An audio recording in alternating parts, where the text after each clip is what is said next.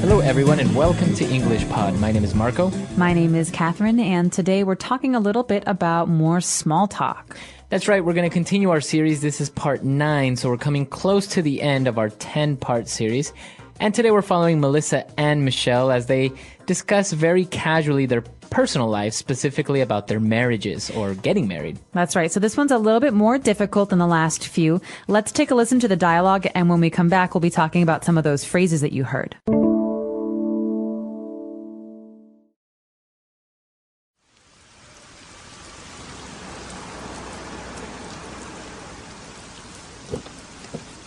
Hey, Michelle.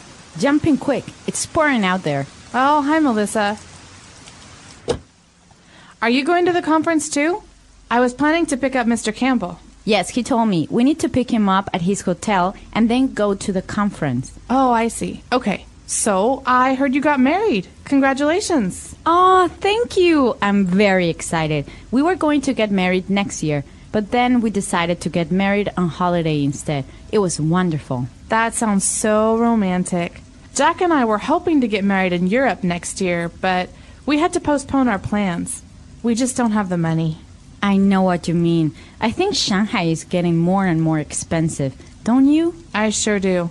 In my opinion, it's actually becoming more expensive than back home. Definitely. Oh, there's Mr. Campbell. Driver, can you stop here, please? All right, we're back. So a lot of interesting phrases in this dialogue, more than vocab. So we're going to have 2 fluency builders. Let's start with the first one now. Fluency builder.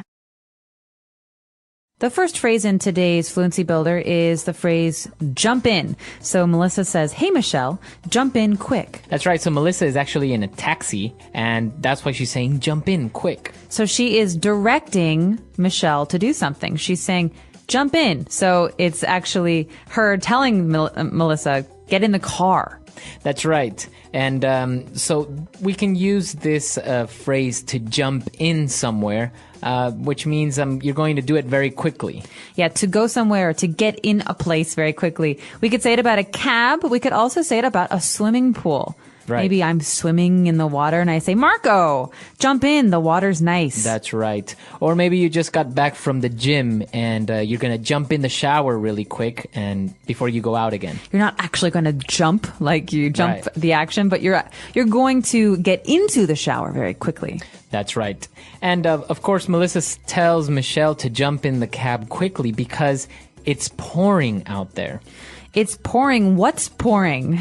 The pouring, rain. pouring water, pouring wine. That's right. It's actually, it's pouring water out there. It means it's raining very, very hard. Okay, so it's not just drizzling a little bit. It's raining very hard. It's pouring rain. Okay, so we don't have to say the word rain. We can just say it's pouring. That's right. As you can see in that sentence, Melissa doesn't say at any time it's raining, but we understand that when somebody says it's pouring out there, you know that it means it's raining very hard. Can't be chocolate. Can't be chocolate, can't be dogs or cats, right? No. All right, so Michelle gets in the cab and she says, well, we have to pick up Mr. Campbell, and Melissa says, yep, we need to pick him up at the hotel. All right, the verb here is to pick up. Now, we want to just remember this as a phrasal verb. You pick someone up in your car. You could even pick someone up on your bicycle. That's right. So, but you can see that you can say, we need to pick up Tommy at the hotel, or you can say, we need to pick Tommy up. So you can use it both ways. You can put the noun in between or after. So, can you pick me up at 5? Right. Or can you pick up the clothes at the dry cleaners? That's right. It means to go collect something That's or someone. right. So you can use it in different ways. You can put the noun in between pickup, or you can put it after. And all right, so they're going to go pick up Mr. Campbell. Now they're talking, they're kind of gossiping a little bit. They said, well, I heard you got married. All right, so I heard. Now, this is a very, very common way to start a sentence that might have some gossip in it. So I'm going to say something that might or might not be true. That's right. So you're not really sure if it's true or not. So this is why you start with the sentence, I heard that something, something, something. So in this case, you said, I heard you got married. Or I heard you got married, because I'm basically saying, well, some rumor made it to me and I heard that you got married, but I'm not sure. So she's asking, did you get married? If so, congratulations. That's right. That's right. So it's a very common way of starting a sentence when you are talking to someone and maybe you want them to confirm this news or this gossip or this rumor is true or not. I heard you got a promotion. That's right. Congratulations. So that's the way that you use this phrase, I heard you. Or, well, if you're using another person, I heard that Tom got divorced. I heard Susie had a baby. That's right. All right, so that's all for the first part of Fluency Builder. Let's take a break, and we'll be back in a bit with part 2.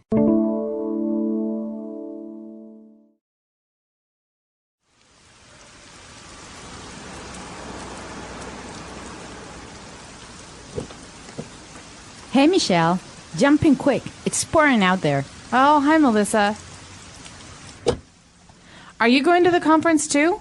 I was planning to pick up Mr. Campbell. Yes, he told me. We need to pick him up at his hotel and then go to the conference. Oh, I see. Okay. So, I heard you got married. Congratulations. Oh, thank you. I'm very excited. We were going to get married next year, but then we decided to get married on holiday instead. It was wonderful. That sounds so romantic. Jack and I were hoping to get married in Europe next year, but we had to postpone our plans. We just don't have the money. I know what you mean. I think Shanghai is getting more and more expensive, don't you? I sure do. In my opinion, it's actually becoming more expensive than back home. Definitely. Oh, there's Mr. Campbell. Driver, can you stop here, please? All right, so now we're back with part 2 of Fluency Builder. Let's get started with the first phrase when she says that they got married on holiday. What does that mean? On holiday is another way of saying on vacation. So while we were having a holiday somewhere, this happened. So you could say, we decided to get married on holiday. That means when they were traveling, when they were on vacation, they got married. So it's kind of more of a British way of saying, right? On holiday? Yes, you could say, where did you go on holiday? But maybe in America, we'd prefer to say, where did you go on vacation? On vacation. So both are correct. You can say we got married while on holiday or we got married while on vacation. Both are correct. There's just a little bit of difference between British English and American English.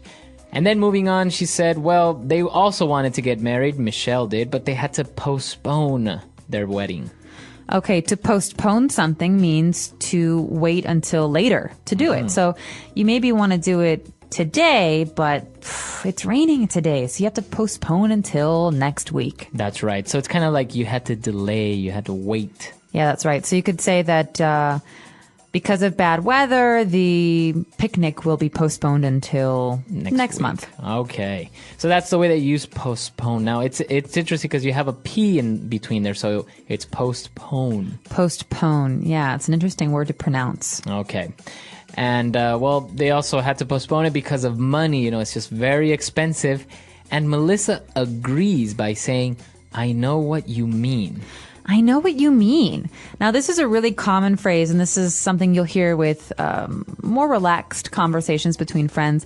It means, I understand the situation, or I feel the same way. So in this case, we just don't have the money. Melissa's saying, oh, I know what you mean. It means, I'm having a hard time with money too. I don't have much money either. That's right. So you understand what she's talking about. You also agree. I know what you mean. It's just a way of agreeing with someone. All right. And then she goes on to confirm what Michelle is saying by saying, I think Shanghai is getting more and more expensive. All right, this is a really, really key sentence structure here.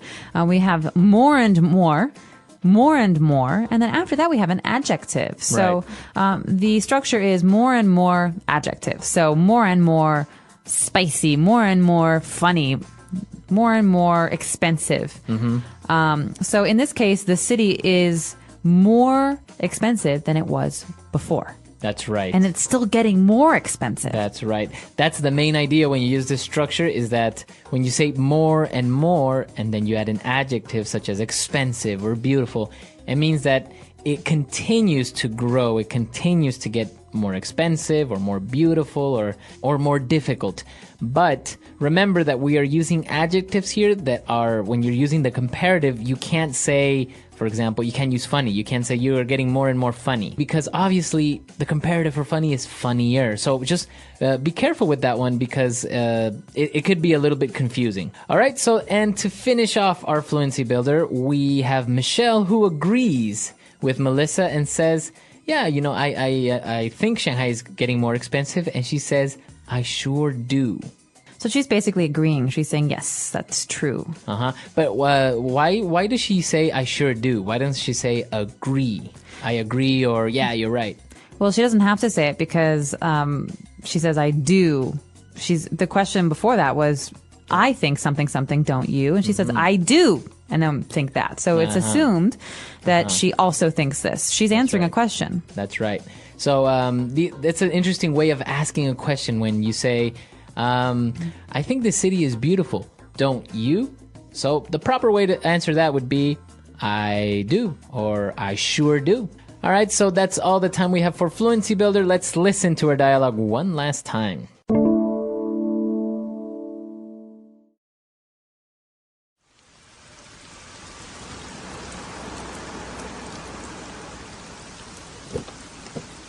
Hey, Michelle. Jump in quick. It's pouring out there. Oh, hi, Melissa. Are you going to the conference too? I was planning to pick up Mr. Campbell. Yes, he told me. We need to pick him up at his hotel and then go to the conference. Oh, I see. Okay. So, I heard you got married. Congratulations. Oh, thank you. I'm very excited. We were going to get married next year, but then we decided to get married on holiday instead. It was wonderful. That sounds so romantic. Jack and I were hoping to get married in Europe next year, but we had to postpone our plans. We just don't have the money. I know what you mean. I think Shanghai is getting more and more expensive, don't you? I sure do. In my opinion, it's actually becoming more expensive than back home. Definitely. Oh, there's Mr. Campbell. Driver, can you stop here, please? All right, so we're reaching the end of our small talk series. In this case, it's two women who are talking about their personal lives. And not only that, they're talking about weddings and they're talking about money. So this is a very interesting way to talk about these very common topics: personal life, love, and especially money.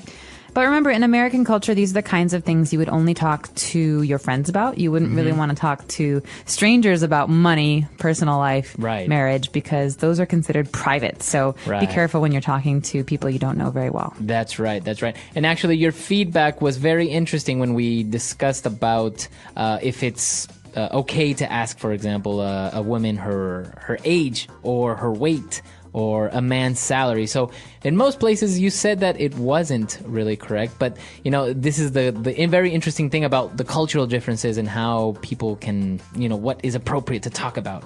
That's right. So again, if you have any questions or comments about the things we talked about here today, or any of our older lessons about small talk, please just let us know. Our website is englishpod.com. All right, guys, we'll see you there. Bye. Bye.